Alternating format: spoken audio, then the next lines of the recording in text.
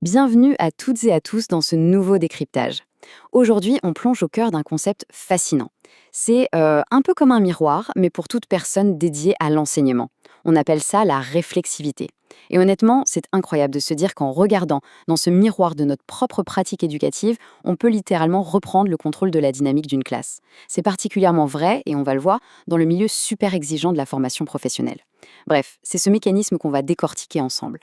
Au programme aujourd'hui, on va suivre ce parcours. 1. Comprendre la pratique réflexive. 2. L'enjeu en formation professionnelle. 3. Ce qui se passe avant, donc anticiper et préparer. 4. Pendant, agir et ajuster. 5. Après, analyser et apprendre. Et pour finir, 6. Le cycle d'amélioration continue. On attaque tout de suite avec notre première section, comprendre la pratique réflexive. Bon, il faut se le dire, l'enseignement, ça dépasse, mais de très loin, la simple application de méthodes pédagogiques toutes faites. Ce n'est pas une recette de cuisine. Selon les travaux fondateurs de Chris Argyris et Donald Schoen, publiés en 2002, la réflexivité, c'est en fait une prise de conscience active.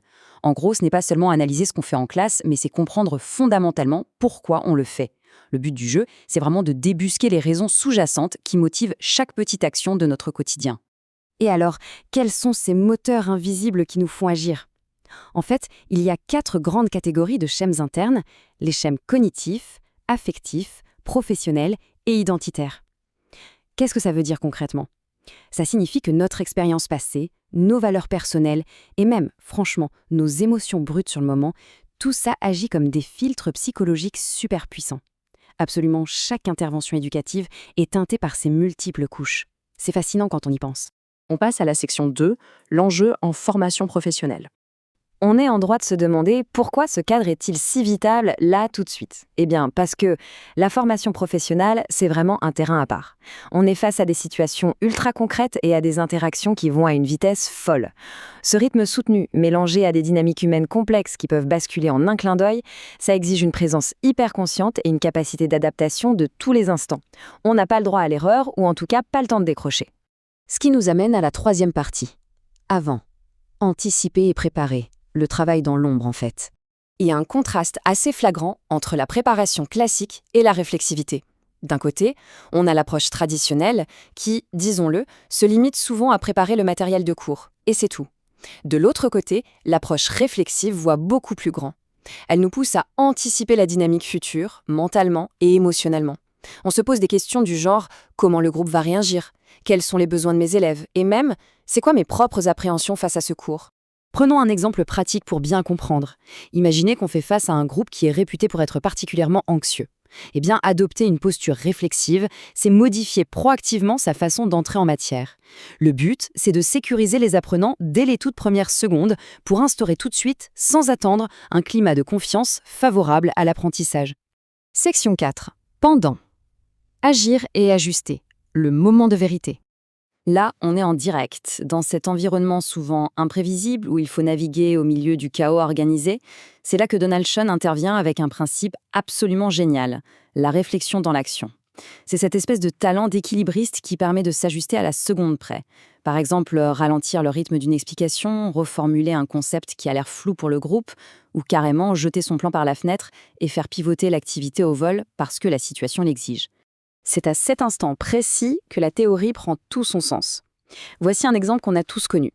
Un élève n'y arrive pas, on bloque, et soudain, une grosse bouffée d'impatience nous envahit. La personne qui a une approche réflexive, elle va capter cette émotion en temps réel. En la reconnaissant tout de suite dans le feu de l'action, elle s'empêche de réagir sous le coup de l'impulsion. Et ça évite une intervention négative qui aurait pu braquer l'élève. C'est un vrai super pouvoir de self-control. On arrive à la 5e partie, après. Analyser et apprendre, quand le silence revient dans la classe.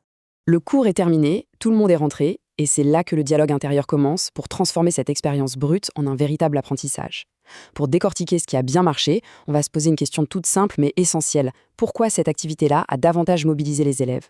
Si on arrive à comprendre ce qui a généré cet engagement, on a la recette pour reproduire ces conditions gagnantes la prochaine fois.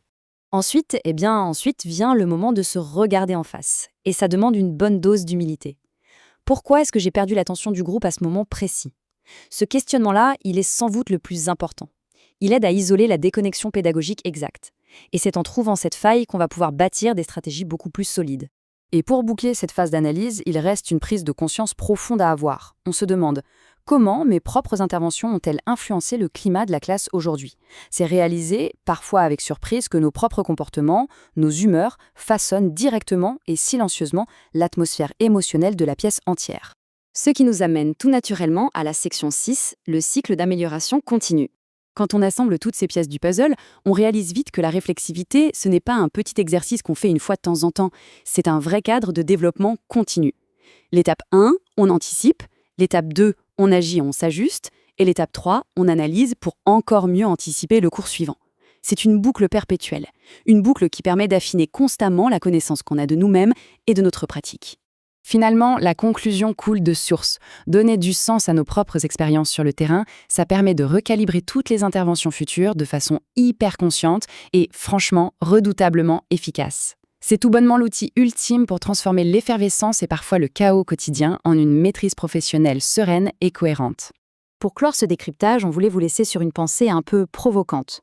Lorsqu'une personne dédiée à l'enseignement trouve le courage de regarder véritablement dans le miroir de sa propre pratique, quels sont les schèmes cachés qui dirigent réellement sa classe? Voilà une belle invitation à creuser ces moteurs invisibles qui tirent les ficelles dans tout environnement professionnel. À très vite pour une prochaine analyse.